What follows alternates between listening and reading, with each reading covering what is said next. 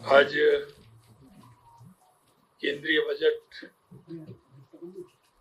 2026-27 पर आयोजित इस प्रेस ब्रीफिंग में आप सभी का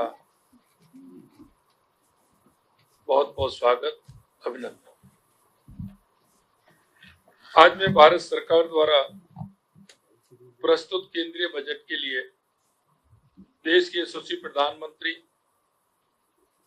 आदरणीय नरेंद्र मोदी जी का हृदय से आभार और अभिनंदन करता हूं।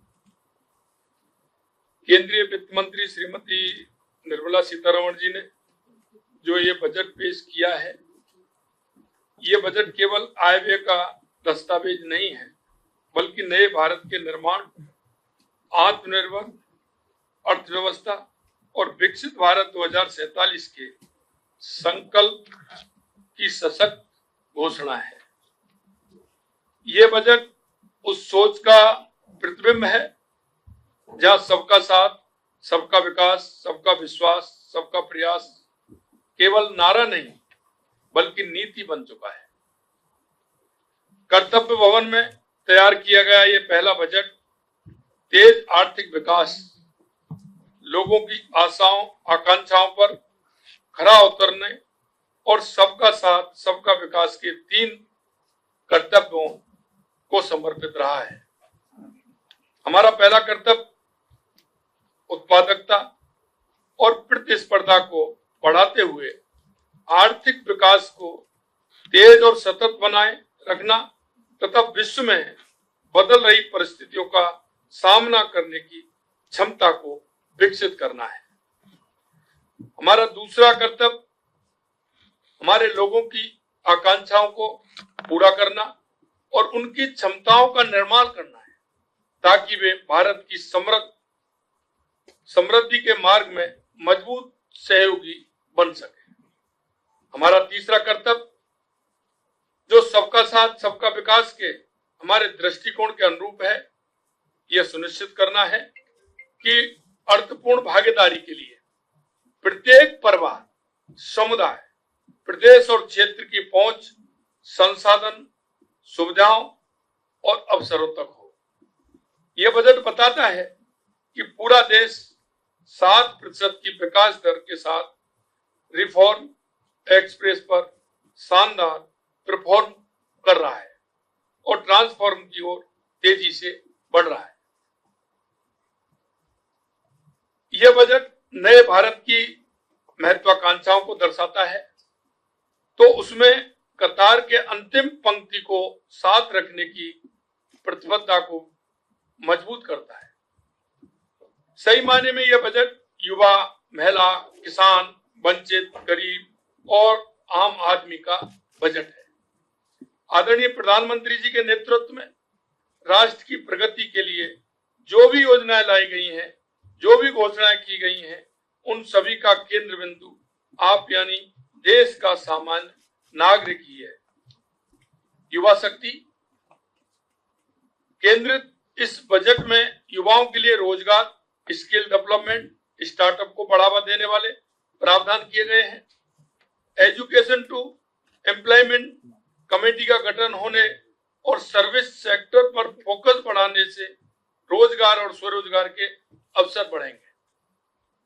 रेडियोलॉजी, ऑप्टोमेट्री जैसे क्षेत्रों में 1 लाख एलाइड हेल्थ प्रोफेशनल तैयार करने और 1,50,000 केयर गिवर्स को प्रशिक्षण देने की घोषणा भी युवाओं के लिए विशेष रूप से महत्वपूर्ण है।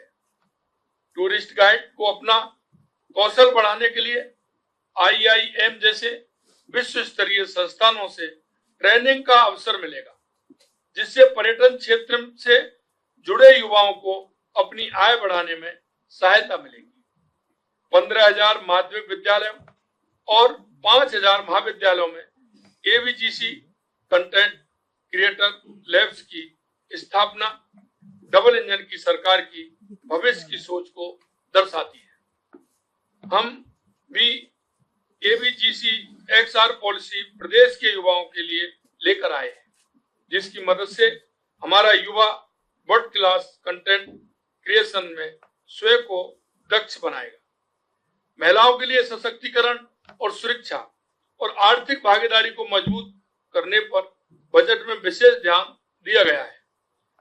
सी मार्ट खोलने से गांव की हमारी लखपति दीदियां अब अपने व्यवसाय को और आगे बढ़ाकर बिजनेस वुमन बन सकेंगी। हर जिले में एक एक गर्ल्स हॉस्टल खोले जाने से बेटियों को आगे बढ़ने के और अधिक अवसर मिलेंगे।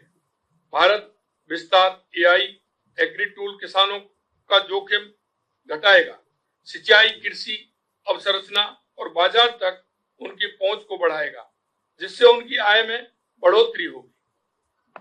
पशुपालन राजस्थान की अर्थव्यवस्था का प्रमुख हिस्सा है। Loan lift capital investment subsidy scheme से पशुपालकों को भरपूर लाभ मिलेगा। जिला अस्पतालों में ट्रॉमा केयर सेंटर की स्थापना के साथ 50% क्षमता वृद्धि, 5 रीजनल हेल्थ हब की स्थापना की घोषणा से स्वास्थ्य सेवाओं के क्षेत्र में उल्लेखनीय सुधार होगा।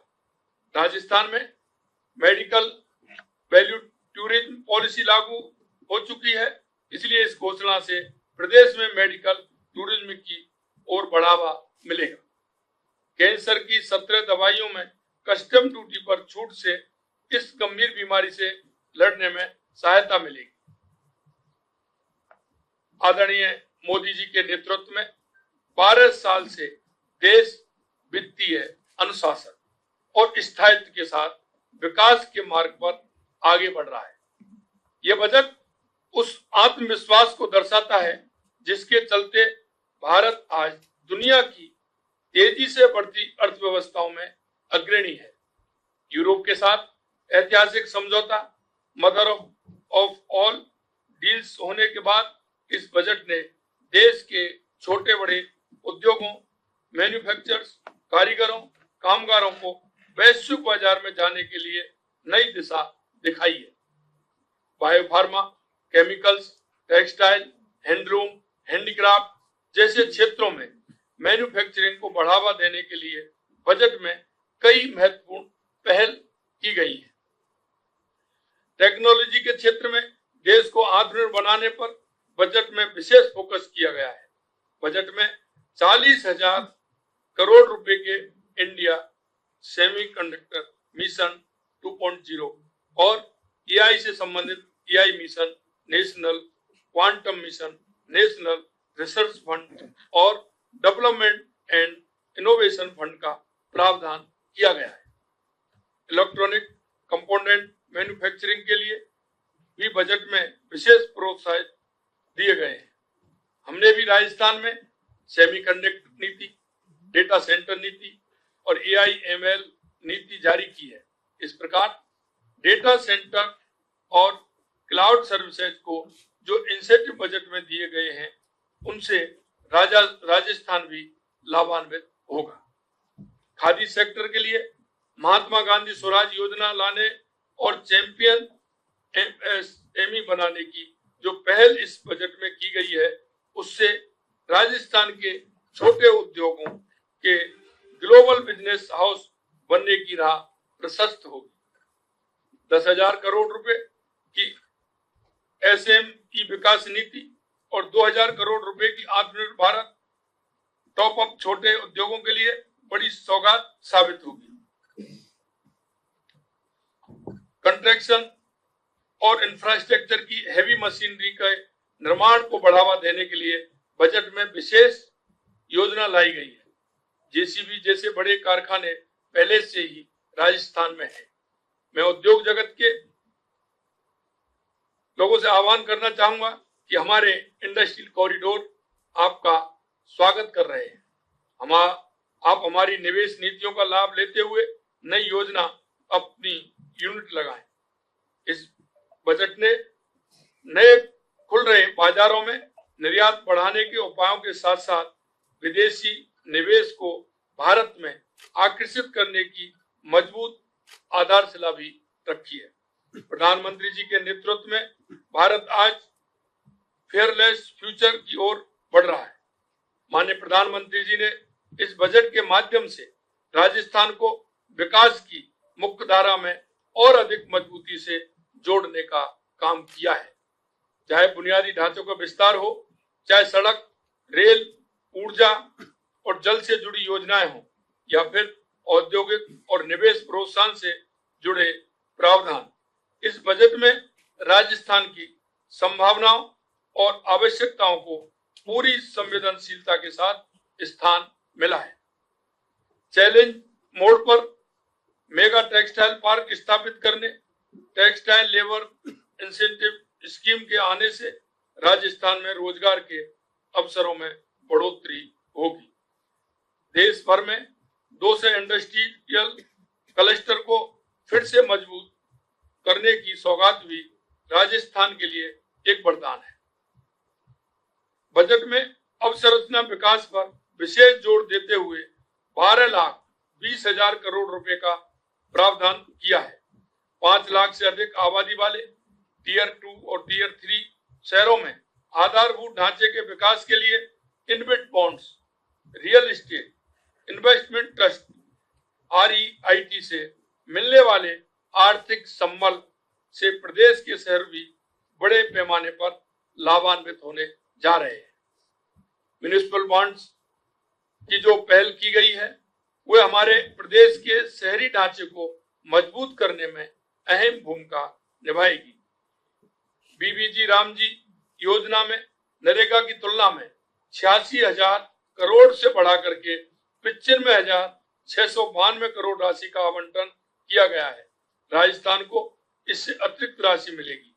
बजट में अक्षय ऊर्जा के लिए 32,914 करोड़ रुपए का आवंटन किया गया है।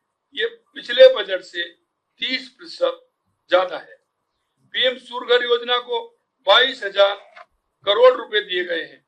इस राशि से 40 लाख नए घर सौर ऊर्जा से लाभान्वित होंगे।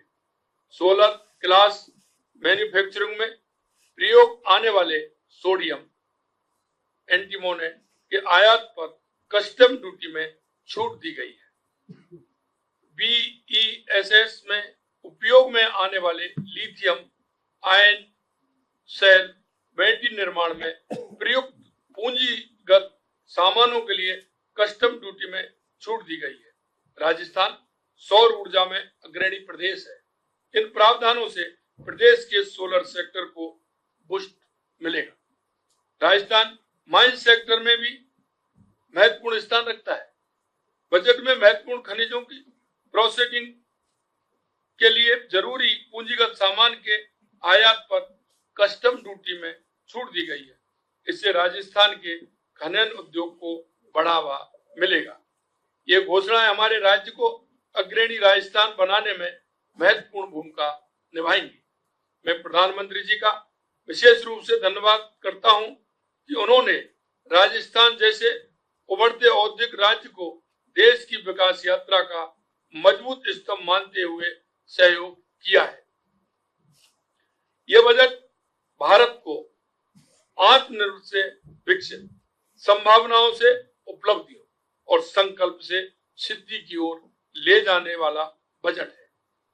यह न केवल आर्थिक विकास को बढ़ावा देगा बल्कि सामाजिक न्याय, रोजगार सृजन और डिजिटल इंडिया को मजबूत करेगा।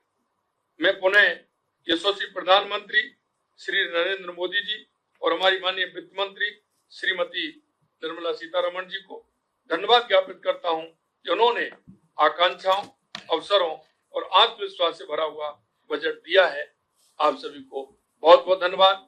जय हिंद, जय भारत, जय राजस्थान।